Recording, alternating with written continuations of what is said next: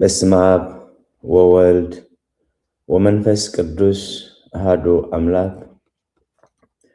ዝኸበርኩም ህዝበ እግዚአብሔር ነዚ ቅድስት ቤተ ክርስቲያን ትህቦ አገልግሎት ግዚኹምን ስራሕኩምን ዕረፍትኹም አወሃሂድኩም ብጥብዓትን ብአንቃዕድዎን ትከታተልዎ ዘለኹም ርኅሩሕ ፈጣሪና አምላከ ቅዱሳን አበሳና በደልና ዕሽነትና ብዓይኒ ምሕረት ጠሚቱ ክሳብ ሰዓት ብድሓነ ሰላም ዓቂቡ በዚ ቅዱስ አገልግሎት ንኽሳተፍ ንዝረዳእና ንዝፈቐደልና ንዝደገፈና ንዘነቃቕሐና ልዑለ ባህሪ ፈጣሪና አምላከ ቅዱሳን ናይ ባህሪ ምስጋና ይብፅሓዮ። ንኹልኹም ነቶም ግዚኹምን ስራሕኩምን ዕረፍትኹምን አወሃሂድኩም ብጥብዓትን ብአንቃዕድዎን ትከታተልዎ ዘለኹም ከዓ ትብሕቡእ ዝርኢ እግዚአብሔር ሴተ ጻድቃን አስበ ትሑታ ንኽፈልኩም ንኹሎም በዚ ሰዓት እዚ ኣብ ፀበባ ኣብ ፀገም ኣብ ሽግር ንዘለዉ ራህዋ ሰላም ቅሳነት ዕረፍቲ ይሃቦም። ኣብ ቤት ማእሰርቲ ንዘለዉ ምውፃእ ሓራ ይፍጠረሎም። ብሞት ስጋ ንዝተፈልዩና ገነት መንግስተ ሰማያት ሃገረ ቅዱሳን የዋርሶም። ኣብ መሪር ሓዘን ንዘለኹም ከዓ ደበሳ ቅዱሳን ይደብስኩም። ንኹላህና ከዓ ዘስተውዕለ ኣእምሮ ሂቡ መወዳእታና የፀብቐልና። ዝኸበርኩም ህዝበ እግዚአብሔር ንዓይ ንህዝቡን ከምኡውን ንዓይ ዝኸውን ህያው ቃሉ ኣብ አንደበተይ ከንብር ኣብ ጸሎትኩም ክትዝክሩኒ እናተማሕፀንኩ ንኹላህና ከዓ ዝሰምዓና የእዛን መንፈስ ዝዓቁር ጥውጥው ልቢ ዘተግብር ሰናይ ሕሊና ክወሃበና ናይ እግዚአብሔር ቅዱስ ፈቃድ ይኹነልና። ዘለናዮ ሰሙን ከምቲ ናይ ቅድስት ቤተ ክርስቲያንና ናይ ኣውደ ዋርሕ ኣቆፃፅራ ራብዓይ ሰንበት ናይ ዓብይ ጾም ሰሙነ መጻጉዕ ማለት ናይ ፈውሲ ሰሙን ናይ ጥዕና ሰሙን ኢላ ቅድስት ቤተ ክርስቲያን ሰይማቶ ዘላ። ኣብዚ ናይ ሰሙን ዚ አገልግሎት ኣብ ቀዳማይ አገልግሎትና እግዚአብሔር ረዲእና እግዚአብሔር ደጊፉና ኣብቲ ዝነበረና ናይ ቀዳማይ ክፋል አገልግሎት ካብ ወንጌል ዮሐንስ ምዕራፍ 5 ቁፅሪ 14 ካብ ቃል ጎይታናን መድሓኒትናን ኢየሱስ ክርስቶስ እንሆ ሓዊኻ ኣለኻ ካብዚ ዝገድድ ከይረኽበካስ መሊስካ ኣይትበድል ኣብ ዝብል ኣርእስቲ ቀዳማይ ክፋል እንታይ ናርኢና? ሕማም ማለት እንታይ ማለት እዩ? ሕማም ነብስን ሕማም ስጋን ብኸመዮም ዝፈላለዩ ብኸመይና ንፈልጦም? ነብስን ስጋን ማእስየን ብሓንሳብ ዝሓማ ነብስን ስጋን ማእስየን በበይነን ዓስበን ወይ ፍደአን ዝቕበላ ማእስየን ዓስበን ወይ ፍደአን ብሓንሳብ ዘይቅበላሉ ነዘን ክልተ ነጥብታት ርኢና እዩ። ሎሚ ከም ፍቓድ እግዚአብሔር ሳልሳይ ነጥቢ እንታይ እንሪኦ? ዓይነትን ክፍልታትን ሕማም እዩ። ሕማም ዓይነቱ እንታይ እዩ? ኣብ ክንደይ ኢኸ ዝኽፈል? ንኩሉ ክትበፅሖ ቀሊል ነገር ኣይኮነን። ገለገለ ኣብነት ዝኾኑና ግን ክንርኢና ከም ፍቓድ እግዚአብሔር ደጊመ ኣብ ጸለትኩም ክትዝክሩኒ እምሕፀን። ሰለስተ ነጥቢ ሓደ ንእግዚአብሔር ብዘይ ምእዛዝ ዝመፅእ ሕማም እዩ። ሰለስተ ነጥቢ ክልተ ትዕግስቲ ቅዱሳን ዝረጋገፀሉ ዲያብሎስ ዝሓፍረሉ ሕማም እዩ። ሰለስተ ነጥቢ ሰለስተ ካብ እግዚአብሔር ንሕሙምን ንመልዓል ሕሙምን ከም ፀጋ ዝወሃብ ሕማም እዩ። እዚ ቅድስት ቤተ ክርስቲያን ድውይ ዘበኣኮቴት ትብሎ ሓደ ካብቶም ዓበይቲ ፀጋታት ባህታዊ ዘበህድኣት ረድኢ ዘበጥብኣት ምስ በለት ድውይ ዘበኣኮቴት እዩ። ነቲ እግዚአብሔር ዝተዋህቦ ብእግዚአብሔር ዝተዋህቦ ሕማም ብምስጋና ተቐቢሉ በቲ ሕማም እቲ ከዓ ናይ ዘለኣለማዊ ርስቲ ዝወርሰሉ መገዲ እዩ። ስለዚ ሰለስተ ነጥቢ ሰለስተ ካብ እግዚአብሔር ንሕሙምን ንመልዓል ሕሙምን ከም ፀጋ ዝወሃብ ዓይነት ሕማም እዩ። ሰለስተ ነጥቢ ኣርባዕተ ግብሪ እግዚአብሔር ንምፍላጥ እዩ። ማለት ከኣልነት እግዚአብሔር ንምግላፅ ዝመፅእ ሕማም እግዚአብሔር ዝሕምም ዝሕዊ ዝቐትል ዝምሕር ዝህብ ዝሕድግ ዝሸየም ዝቕንጥጥ ኣምላኽ ምዃኑ ንኽንፈልጥ بعلامة أملاخ زمتسي سلسة نتبحمشة نخبر إجزابير زخون حمام إجزابير زخبر له حمام سلسة نتبشدشة كابتب تعبيت زمت مفنت راسيتان إن مالك له عينت حمام سلسة نتبشوعته أبت قدس سفرا بزقبر رخصت زمت نايفيرا حمام سلسة نتبشومنته عصب حتياتي سلقالاتو እግዚአብሔር ዝተመስገነ ይሁን ሰለስተ ነጥብ ሓደ ንእግዚአብሔር ብዘይ ምእዛዝ ዝመጽእ ዓይነት ሕማም ኣብ ዘጸአት 9:1 እግዚአብሔር ድማ ንሙሴ በሎ ናብ ፈርዖን ኣቲኻ እግዚአብሔር ኣምላኽ ዕብራውያን ከም ዝበላሉ ኢልካ ተዛረቦ ንህዝበይ ከገልግሉ ይኺዱ ሕደጎም قصر خلته نسخا جنا محداقوم أبيخا جنا أنت حسكايوم إنه إيد إجزابير مرور أبزل ومالكا أبا فراس أبا أدوك أبا جمال أبا أحان أبا باقعين بأزيبر حمام الزيبر حمام خوني زي ساعات سلسته كاب حد حساب زي ساعات شعته كاب حد حساب سلسته إجزابير علامة له እግዚአብሔር ደቅ እስራኤል ዘምልኹሉ ዝስውኡሉ ቦታ አቀዲሙ አዳልየሉ ንህዝበይ ከምልኹኑ ስደዶም እንደዘይ ሰደድካዮም ግን አማልካ አብ ጥሪትካ አብ ዘርእኻ አብ ህይወትካ አብ ኩለንትናኻ ሕማም ክኸውን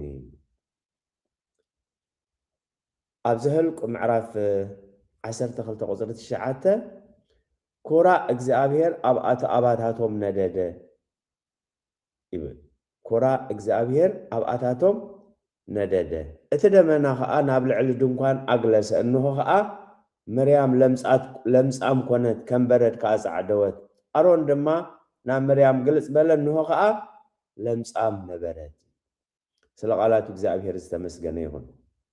ስለዚ እቲ ሕማማት ናይ ግብጽ ማያት ናብ ደም ምቕያር مريت بن بقارماتات مملا اتوم تشعات مقذفتي مبل عسرته موتا بخري مبل عسرته حدا ستمت زمصه نهزبي سددوم ازي نيرونا اغزابير فرعون كسدوم ايكالن تخلو زمص فيراخا ناغزابير بزي مئزاز زمص ازنا يزهلكم معراف 12 مريامن أرونن كهن أرونن قبل علم موسى كل على خلو نموسى خحامي وخلو إجزابير موسى زفلطنا جراي نبرن إجزابير جنس أويعو نمريام بلمسي كهرما خلو ينبر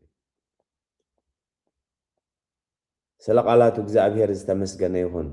اتدمنا خان قبل علدون كان أجلسن هو خامريام لمس أم كونت كم برد كأس عدوت أرون دمنا مريام جلس بله نهو خالم صام كوينا نبرت سلازي بزعبا زخا لك نبيات موسى كلمه እግዚአብሔር كقرب كله دري سلازي اذناي مريم موسى مصليلا نا እግዚአብሔር كوينو خابز لمص تفويسا كاب تحمام تماهرا نا سروع هيوت ياتاچي قال انريو اب كالا ايزينا موال معراف 26 قصري 10 لك كهنات أزاريان كلهم كهنات دما تمتوا وإنه أب جنبارو لمس أمن برمو كابو تقالاتيفهم أو سووا زابير سلز قصعو بعلون كالتيفو وزي عزيان استبه لنجوسي كل جزية بيت زابير ذهبنا عقوبات زي كوينا قبل على حزبو نجوس شيموس أنا زي بك عسب نجوس غير كان نزي حزب زي بحق أن بفتحن كمرحو صقها بن خلو زغبو نتناي كهناي نكسنت اب ايد حيزو كهن كخون صنها حسريحو ناب بيت مقدس زاتو نغوسي اذا خا እግዚአብሔር በመንታ ይዘሃርሞ بلمص يهرمو اتليك كهنات ازاريا ازي كم دك አሮን በአምላክ ዝተቀብ እንበር ንዓኻ አይመልከትኒሞ ውፃ ክብሎ ከሎ እግዚአብሔር ከ بلمص يهرمو አብታ ናይ ግብረ ናይ ማርቆስ ወንጌላዊ ምዕራፍ 16 እንዘ እግዚ ይረድ ወያጸንዕ በቃል ዘይተልሉ ጎይታም ሰዓቶም ይዓይ نتقال كأبز سنيو تأمر يصنع نبره أتوم نا إجزابير أقلقلتي كابرو إسوما يكونون ززاربو إجزابير تزاربو بسبلهم كم فقط إجزابير يوم ززاربو إجزابير كأنها تزاربا بمنتا يسنيو نا إجزابير مخانو سب كفلت كملاس مئنتي بتأمرات يسنيو سلقالات إجزابير استمسكن يهون أرسنا متعزلو سلسنة بحده نا إجزابير بزي مئزاز زمتص حمام أبلوكاس معرف حدا قصر عسر شعته اتمل أخ كعملي سبلو أنا أكرم أملاخ زقوم جبريل كزاربه كان إذا ما كبسرة كان ينابه خازت الأخكو إنه خاء نتبجزيو زفت أم زرباي سلزي أمنكا كساعتها إذا نجر زخون الله معلتي عباس كتكون مزرابون كتسأني خاي أبزمت سنة مناخرينا حمام كامل لاي حمام كامل فلات انت عينتي حمام إذا مستمنش حمام زبلاز مت قصر 4 كرينا نقاهن زكريا ترى نجري نير برجس عباس مخان قالي نجر يكونن جن كابي كم زخونه يفلتي ماس كم زحو خا فلتي سلازي ناب زخونه اسماتኛ ناب زخونه فواس زخدهلو مخنيات يبل سلازي نتحمام نحنا يقول ناي كالوت مفلات نتحمام منጭ ناي تحمام مفلاتي كم زناي زكرياس بأملاخ تمدبه بمدب زمصحمام ምናልባት ገለገለና የሃይማኖት መራሕቲ ኢና ባህልቲ ነዚ መንፈስ ከይተረድኦም ሰይጣን ውፃ ኢሎም ክእውጅ ይኽእሉ እዮም ስለዚህ መጀመርያ ምልላይ ናይቲ ሕማም ካልኣይ ከዓ ንስኻ ነቲ ሕማም ክትፍውሶ ኣምላኽ ኣዚዙካ ስለ ሕሙማት ምፅላይ ኣይግባእኒ ማለት ኣይኮነን ቤተክርስትያን ኩሉ ግዜ ስለ ሕሙማት ትሕምም بزعبة حمامنا مفلاتن بزعبة نايتنا قلقلو هزب حمام مفلاتن جن انه هوز كهن زكارياس اتحمام صبوك كما يلو همز مسأفة التي صبوك قبي سلازي بزعبوه زكارياس بزعبات حمام اقرم ريمو ويكم زغوين زبلا يتصحفن سلازي حمامنا مفلات بتعمي او الشخع عرفت الزهبي سلازتنا بخلته تعجزت قدسان زرقاقصلو ديابلوس كاز حفرلو اذا كابا ازمصت منجي سلمتا እግዚአብሔር አፍቂዱ አብቲ ቦታው እንሪና ናይ አቦና ኢዮቢ تعجزت قدسان زرقاقصلو ديابلوس زحفرلو ريخايودو ኢዮብ ባሪያ ይመስበለስ ኢዮብ እኮ በኾንቲ ኮነን ዘምልኸካ ኢዮብ እኮ ጥሪት እንተ ተወስዶም ደቁ እንተ ተቀትሎም እኮ መኻሓደካ ነይሩ አሞዳታ ከዓ ጥዕኑ እንተ ተወስድ እኮ መኻሓደካ ነይሩ ስለዚህ እግዚአብሔር በል እዝን ግበር ካብዝ ግን ከይተሐልፍ ክብሎ ሆለን አብ ኢዮብ 2:6 እግዚአብሔር ከአን ሰይጣን በል እስኪ አብ ኢድካ ሂበካሉ ነሆ ህይወቱ ግና ተጠንቀቅ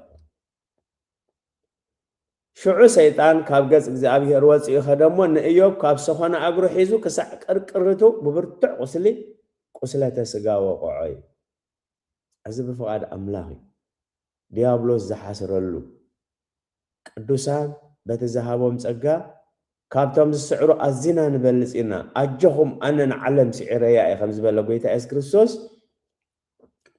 እቲ ሰይጣን ጸጋ ኢዮብ ክወስደሉ ኢሉ ዝመጾ ሰይጣን ተሳዒሩ ኢዮብ ከአኽሳብ ሕጂ ናይ ምጽንና ዓቦ ኮይኑ ንኢዮብ ዘጽንዐን ኢዮብ ዝደበሰ ይደብስኩም እናበለ ንመመረቕታ ኮይኑ ኣሎ ስለዚህ እዚ ካብ እግዚአብሔር ካብ ሰይጣን ዝመጽ ምንጪ ግን በፈቃድ እግዚአብሔር ዝኾነ ንሰይጣን ደቅ ኢዮብ አየድልዮን ንብረት ኢዮብ አየድልዮን ገዛ ኢዮብ እንተፈረሰ አየድልዮን ሕማሙ እንተገደደ አሞት ተበጽሐ ንሰይጣን ሓንቲ ዝደሊ እምነት ኢዮብ ንምፍራስ ብእምነት ምጉዳል ከዓ ካብ እግዚአብሔር ምፍላይ ስለዚህ ፈለጠ ኢኻ ኢዮብ راقي وصايكم كرسميو راقي اغبا حب እግዚአብሔር ወባሃቱ ስም እግዚአብሔር ይትባረክ عراقي كما حسن ولادي تيوصي عراقي كانا እግዚአብሔር كملسي ስለዚህ ስም እግዚአብሔር ይባረክ ስለቃላቱ እግዚአብሔር ተመስገነ ይሁን እዛ አይነት ሕማም ሰይጣን ዘሐፍረሉ ቅዱሳን እግዚአብሔር ካ አብ እግዚአብሔር በመውካል በዓቅል በትዕግስቲ ጸጎኦም ዝግለጸሉ አይነት ሕማም 3.3 ካብ እግዚአብሔር ንሕሙምን ንመልዓል ሕሙምን ከም ጸጋ ዝወሃብ ዓይነት ሕማም ካብ እግዚአብሔር ንሕሙምን ንመልዓል ሕሙምን ከም ጸጋ ዝወሃብ ዓይነት ሕማም ኣብ ወንጌል ሉቃስ ምዕራፍ 16 يقريت حزب أملاح قصر 21 عسران كلتن 3 قصتات تنبيبنا الأزار زسمو دخاون بقسل توريسو أب أفدقي وديقو نبره كابتخام معدت هابتام زود قرفراف كسأقب دما هرري بالنبره أخلابات النامس أقسلو يلو حسن نباروي كنا دما اتدخامته مس موته ملأختنا بحق أبراهام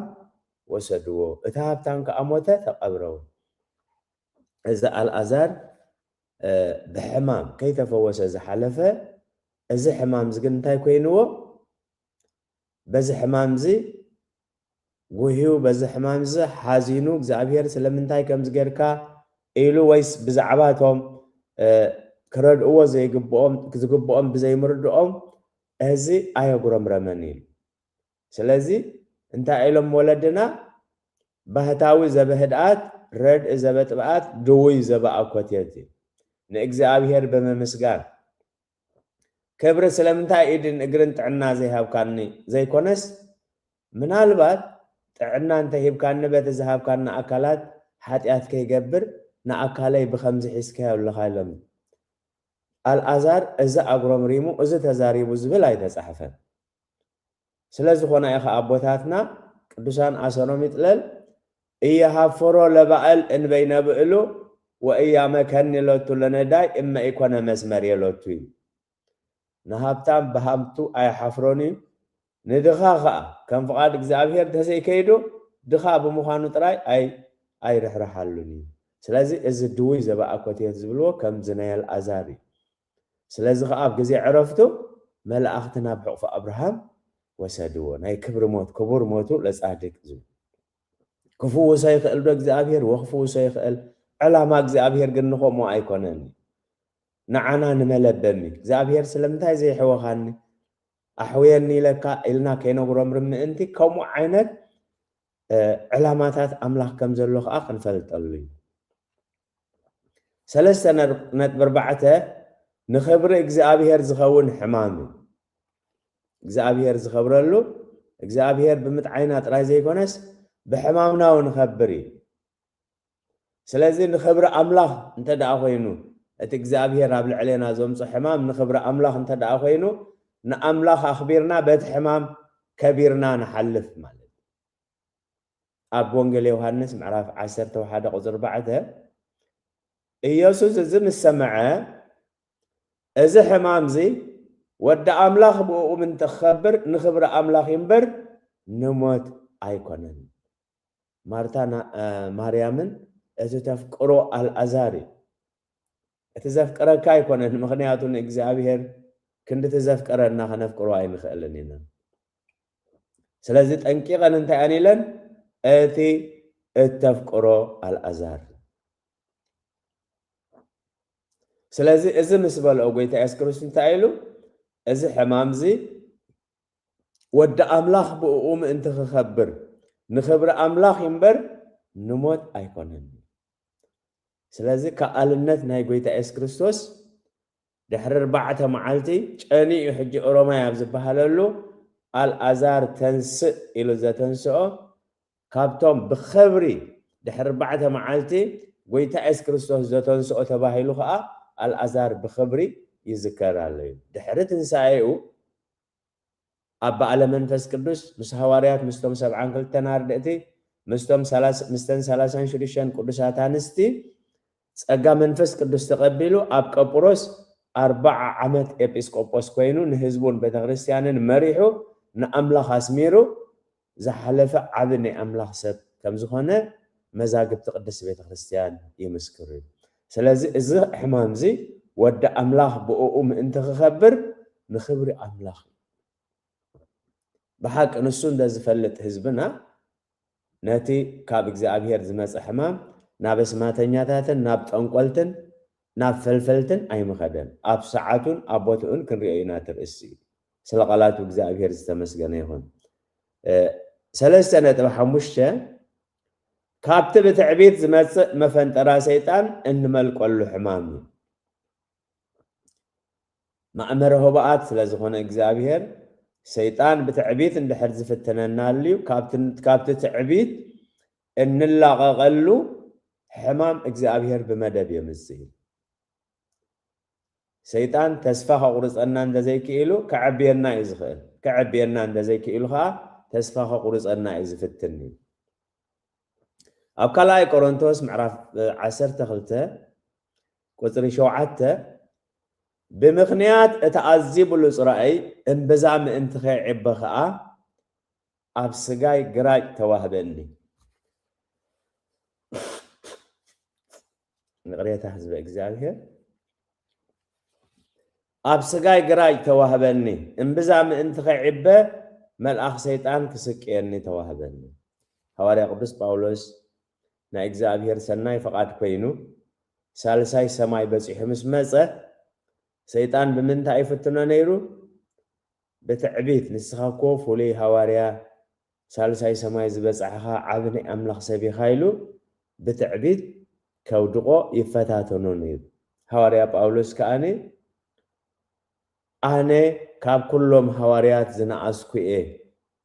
ድሕሪ ኩሎም ንዓይ ቁላዕ ዝመስል ተራእየኒ ነታ ቤተ ክርስቲያን አምላኽ ስለዘሳጎኩዋ حواريا خسمون اي بقعني اتزلخو خا بتزلخو يزلخو እንዳበለ ትሕት ክሳብ ዝብል እዛ ዓይነት ሕማም ከም ዝሓመመኝ እቲ ብዘፈር ክዳኑ ሕሙማት ዝፍውስ ሐዋርያ ቅዱስ ጳውሎስ ንሱ ግን በዛ ዓይነት ሕማም ይሳቀነ ስለዚህ ጾምን ጸሎትን ሒዙ እዚ ሕማም ዚ አልዕለለይ ፈቃድ ካት ኮይኑ እዚ ሕማም ዚ አልዕለለይ ኢሉ ናብ አምላኽ ከም ዝጸልይ መልስና ይጸሎቱ ኸ አኸም ዘረኸበ ሕማም ተላዒሉ ማለት ዘይኮነ ጸጋይ ብድኻሚ ዝግለጽ እሞ ሓይለይ ብድኻሚ ዝግለጽ እሞ ጸጋይ አኽለካይ ስለዚህ ብሕማመይ ንኽብረ አምላኽ ተኾይኑ ንጸጋ ተኾይኑ ብሕማመይ ክምካሐይ ብድኻመይ ክምካሐይ ቅብል ኮሎ ንሪኢ ብምኽንያት እቲ ኣዝዩ ብሉጽ ራእይ እምብዛም ምእንቲ ኸይዕበይ Alert from software update. Close apps before scheduled update. ቤተ ክርስቲያን ኩሉ ጊዜ ዕዮናን ተቐንዓልና ምህርትናን ተቐደወልና ካብ ትዕቢት ዕዮናን እንደዘይቀንዓልና ምህርትናን እንደዘይቀደወልና ኸኣ ካብ ተስፋ ምቑራጽ ሰውረና ስለዚህ እዚ ብዕላማ እግዚአብሔር ሰይጣን ብትዕቢት ከውድቆ ኢሉ ይፍትን ስለዝነበረ እግዚአብሔር ከዓ በዛ ዓይነት ክከላኸሎ እግዚአብሔር ፈቂዱ እዩ 3.6 ኣብቲ ቅዱስ ስፍራ ብዝግበር ርኽሰት ዝመጽእ ፌራይ ኣብ ቃል አምላኽ እንታይ ኢሉ ዘሎ ጎይታ ኢየሱስ ክርስቶስ ካብቲ ናይ መወዳእታ ዝሃቦ መጠንቀቕታ ኣብቲ ቅዱስ ስፍራ ርኽሰት እንተረኣኹም እቲ ዘንብብ ሽዑ የስተውዕል ሰይጣን መጀመርያ ነቲ ቤት አምላኽን ነገልገልቲ አምላኽን ይዝሃርም ምክንያቱ ጓሳ ውቃዕ ጓሳ ቅተል አባጊዕ ክብተና ሱኢቲ ውዲት ናይ ሰይጣን እዩ ኣብቲ ቅዱስ ስፍራ ብዝግበር ርኽሰት ዝመጽእ ፌራይ ኣብ ሕዝቅኤል ምዕራፍ 9 ካብ 1 ክሳብ 8 ዘሎ ብፍላይ ከዓ ኣብ ቁጽር 4 ነቶም በቲ ኣብቲ ቤተ መቅደስ ዝግበር ጽያፍ ዝሓዝኑን ዝትክዙን ኣብ ግንባሮም ማሕተም ግበረሎም በለኒ ንዕኦም ማሕተም ምስተገብሮም ነቶም ዝቀዝፉ ኣስያፎም ዝቀረቡ ኪድሞ በቲ ቤተ መቅደስ ጀመሩ ካብ ዓበይቲ ካብ ንኣሽቱ ካብ ሕፃናት ካብ ኣረጋውትን ሓደ እኳ ኣይተንሓፉ ኢሉ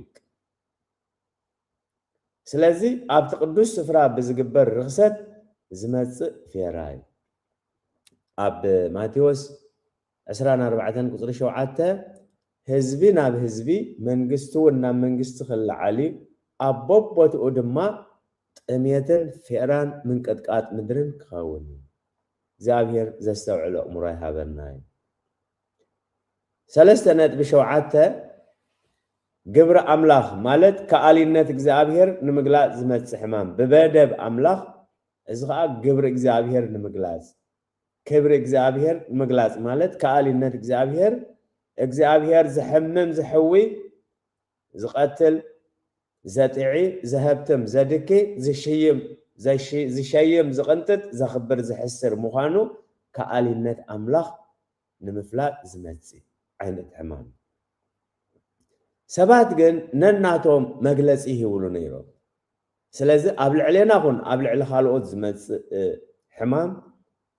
ወይ ብዝመስለና ወይ ብኻልእ መናፍስቲ ተረዲእና ዘይትርጉሙ ይህብና ንሰባት ንዝሓመሙን ነቶም ዝሕውዩን ናብ ካልእ ኣንፈት ከይንመርሖም ምእንቲ እቲ ክፍልታት ዓይነት ሕማም ምፍላጥ ብጣዕሚ ኣገዳሲ እዩ ኣብ ወንጌል ዮሃንስ ምዕራፍ 9 ካብ 1 ክሳብ 3 እንታይ እዩ ተጻሒፉ ዘሎ ክሓልፍ ከሎ ብዕውር እተወልደ ሰብኣይ ረአየ ደቀ መዛሙርቱ ድማ ሕጂ ካልኦት ሰባት ኣይኮኑን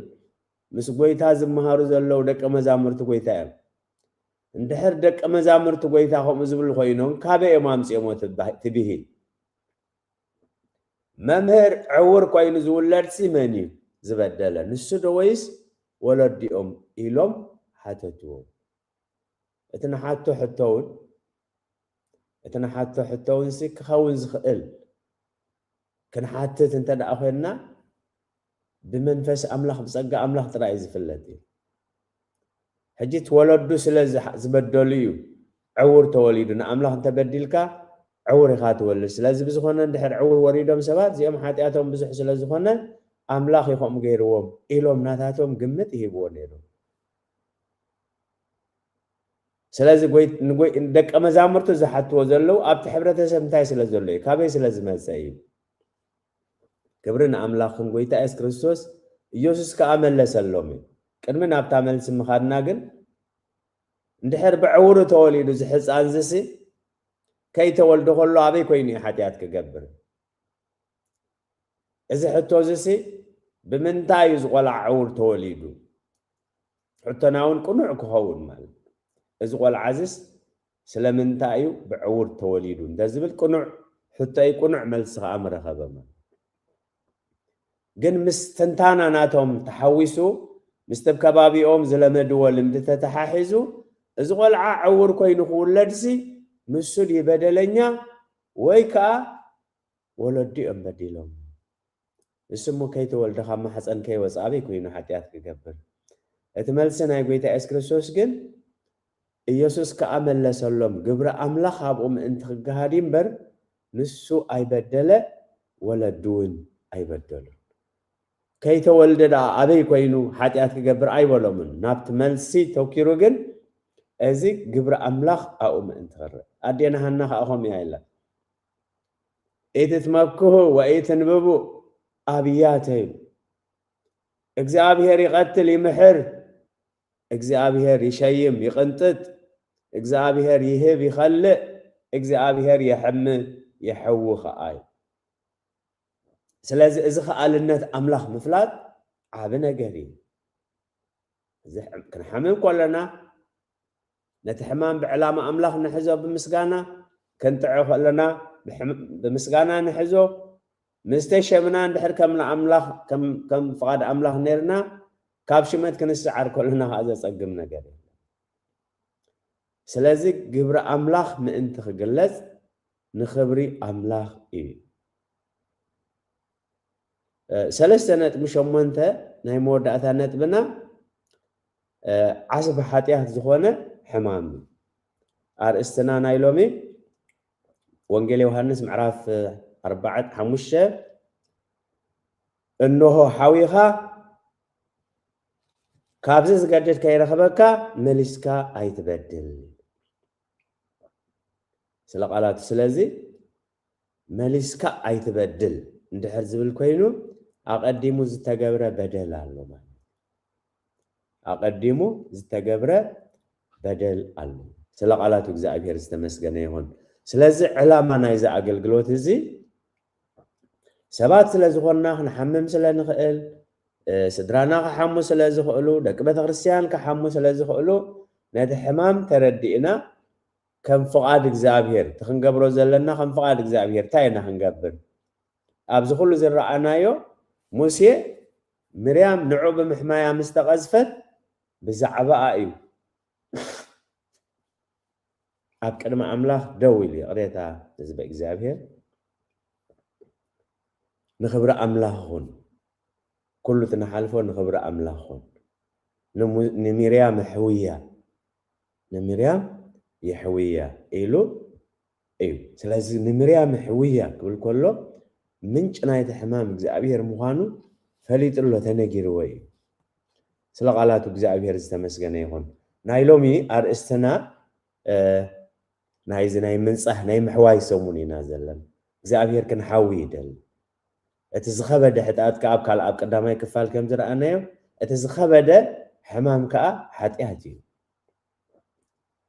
ناتو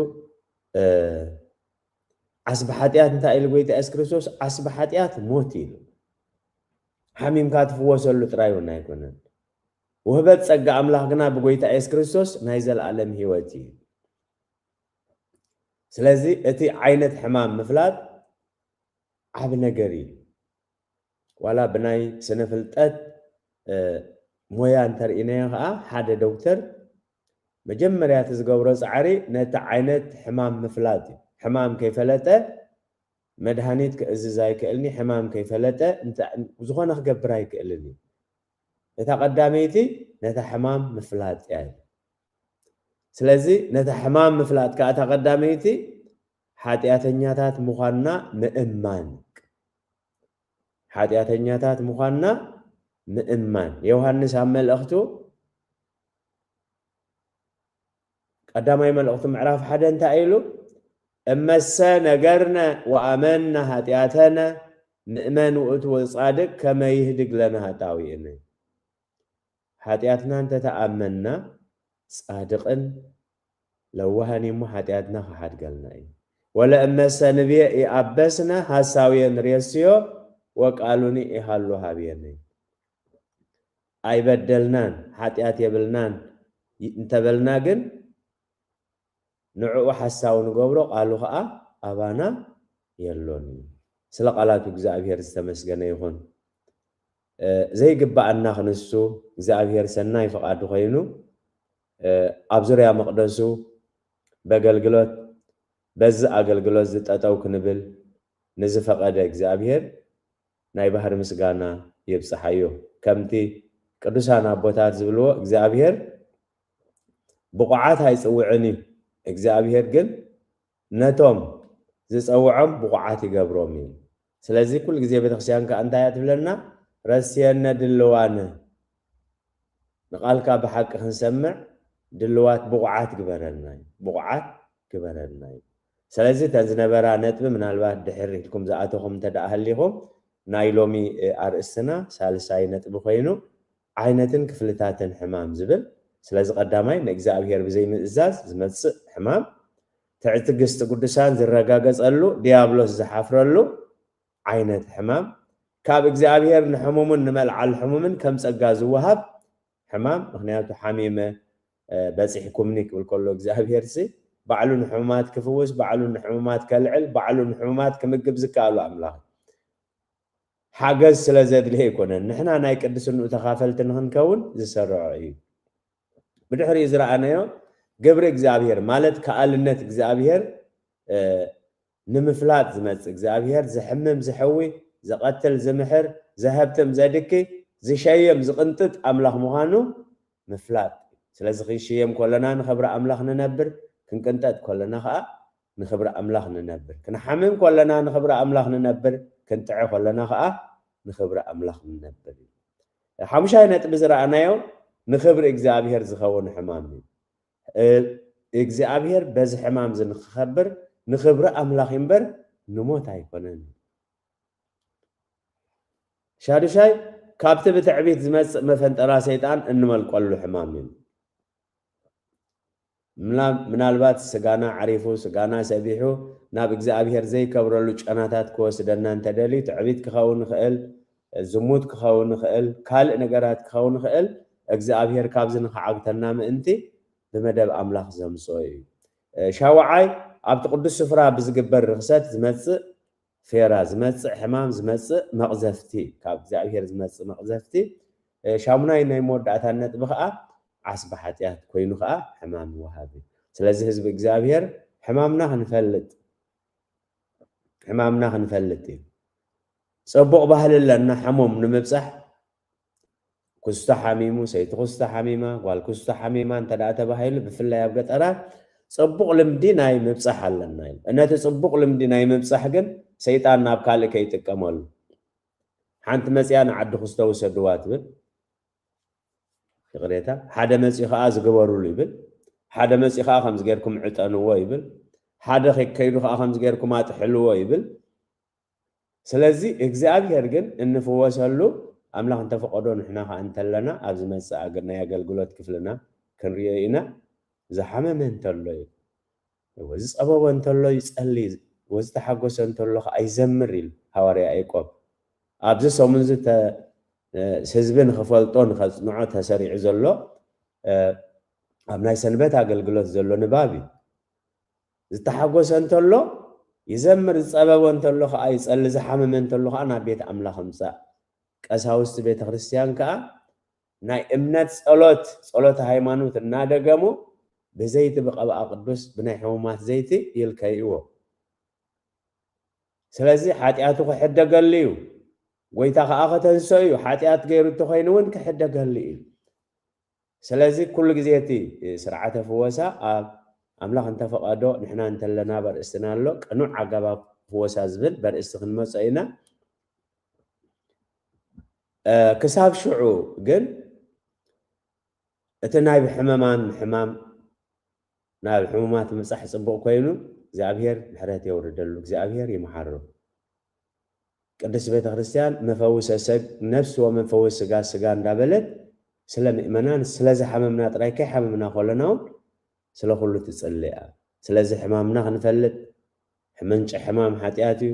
ሓጢኣት ከዓ ብንሳዓይ ዝሕፀብ ቤተ ክርስቲያን ናይ ምሕዋይ ሰሙን ናይ ምፍዋስ ሰሙን ናይ ምንጻህ ሰሙን ናይ ምትንሳእ ሰሙን ኢላ ሰሪዓተ እሞ ኣብዚ ሰሙን ናይ ምንጻህ ሰሙን ኣብዚ ናይ ምሕዋይ ሰሙን ኣብዚ ናይ ምፍዋስ ሰሙን ከይተፈወስና ከይንሓልፍ ምእንቲ ሎሚ ቤተ ክርስቲያን ትፅዋዓና ኣሎ እሞ ሰሚዕና ክንገብር ገርና ክንጸድቕ ናይ እግዚኣብሔር ቅዱስ ፍቓድ ይኹነልና ጸጋ ጎይታናን መድሓኒናን ኢየሱስ ክርስቶስን ፍቕሪ ኣምላኽን ሕብረት መንፈስ ቅዱስን ኣብ ጽርሐ ጽዮን ኣብ ልዕሊ ቅዱሳን ኣቦታትና ሃዋርያት ከም ዝወረደ ሕጂ እውን ኣብ ልዕለይን ኣብ ልዕሊ ኩልኹምን ዕፅፍን ድርብን ኮይኑ ይረድ ስለ ቃላቱ እግዚኣብሔር ዝተመስገነ